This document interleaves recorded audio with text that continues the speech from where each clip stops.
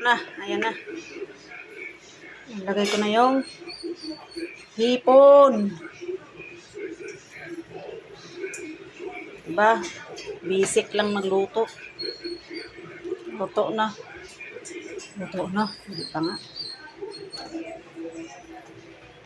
Sunod ko yung dahon ng alubati. Alubati, ano. Tinanggal ko na ibang ulo kasi nalaglag.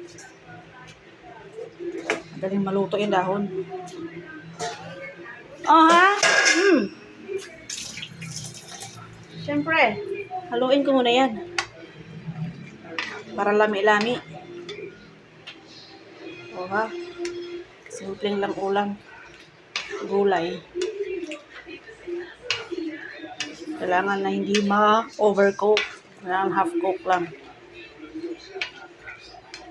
Ayan na siya. Ayan na siya. Mula-mula na yung hipon. Mabilis lang talaga maluto ang hipon. Ha? Luto na yung ano.